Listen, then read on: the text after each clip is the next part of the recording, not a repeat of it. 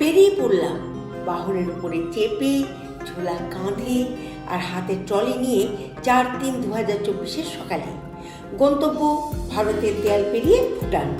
কি করি, ঘরে আমার মন টেকে না। ঘুরে মাঠে ঘাটে পাটে, পাহাড়ে কন্দরে, সাগরে জঙ্গলে, বেরিয়ে ঘুরে ওদিক এদিক বয়ে চলেছে জীবন আমার।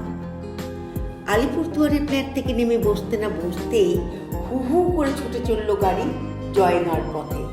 দুপাশে বিস্তীর্ণ চা বাগান, থোকা থোকা ঘেটু ফুল, সারিবদ্ধ অসংখ্য পলাশ বৃক্ষের অপরূপ শোভা। শিমুলও মাঝে মাঝে সঙ্গ দিয়ে চলেছে। সাথে রয়েছে আরো অনেক কিছু। অবশেষে দেয়াল, বিশাল উঁচু দেয়ালে পানের দিকে চিত্র বিচিত্র। গাইছে একদল শিল্পী, রয়েছে সীমান্তের প্রহরী। গাড়ি থেকে নামতেই ভুটানের গাইড সুশান জাতীয় পোশাক গো পরে হাজির। নিয়ে চলল দেয়ালের ওপারে চুখা জেলার সীমান্ত শহর আমচু বা ফুনসলিংয়ে। ইমিগ্রেশন অফিসে পাসপোর্ট দেখিয়ে পারমিশন নিয়ে এগোলাম ভারতের গাড়িতেই সুসজ্জিত আলেম হোটেল অ্যান্ড রিসোর্টে। হোটেলে ঢুকতেই ক্রীড়া পরিহিতা সুন্দরী ভুটানি তরুণী মিষ্টি হাসিতে আপ্যায়ন করে সোফায় বসালেন। বসার আগেই দেখি আরেক তরুণী সামনে ধরেছে কমলা লেবুর শরবত। এখানে আলিপুরদুয়ারের ম্যাচো হিরো আকাশ কর্মরত। বাবা মা চা বাগানের কর্মী। স্বপ্ন দেখে আকাশ একদিন সে ঠিক সরকারি চাকরি পাবে। বিকালে আমাদের গোটা হোটেল ঘুরিয়ে দেখালো ছেলেটি। জানলাম সপার্শ্বদ রাজা এখানে সারা রাত মিটিং করেছেন ফায়ার প্লেসের সামনে।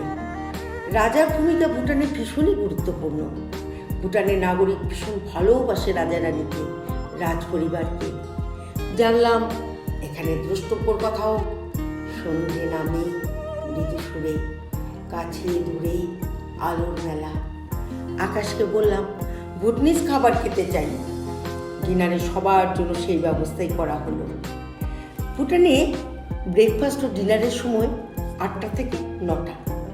প্রসঙ্গত বলি, ভুটানের সব 3 স্টার রিসোর্টের সাথেই রাজকীয় ব্রেকফাস্ট ও ডিনারের ব্যবস্থা থাকে, ইনক্লুডিং গাইড অ্যান্ড ড্রাইভারের জন্য। শুধু তাই নয়, দর্শনীয় যে কোনো জায়গায় উচ্চ এন্ট্রি ফি ফর ভিজিটার্স। অবশ্য এই টিকিটেই গাইড ও ড্রাইভারও ভিতরে যাবার অনুমতি পায়। পরদিন 5/3/2024 সকালে ভুটানের বাহন নিয়ে হাজির লবজাং ভাই। আমাদের ভুটান ভ্রমণে সুশান আর লবজাং ছিল সর্বক্ষণের সঙ্গী। ভুটানে সকাল 9টা থেকে বিকেল 5টা পর্যন্ত কাজের সময়, তারপর সব বন্ধ হয়ে যায়। আরও অনেক কিছু জেনেছি, জানাবো নিশ্চয়ই। এবারে 5/3/2024 ব্রেকফাস্ট সেরে বেরিয়ে পড়ি আবার ইমিগ্রেশন অফিসে।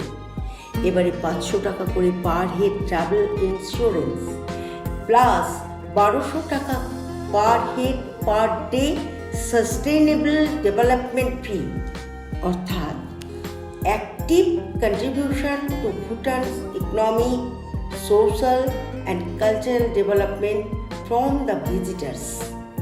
তারপর যেতে যেতে Amochu bridge, Geru view point, Sorchen view point, ছোট বড় ওয়াটারফল দেখতে দেখতে সুশানের কাছে ভিন্ন অ্যাঙ্গেলে জানা বিষয়কেও নতুন করে চিনে নিতে নিতে এগিয়ে চললাম ভুটানের রাজধানী থিম্পুর পথে।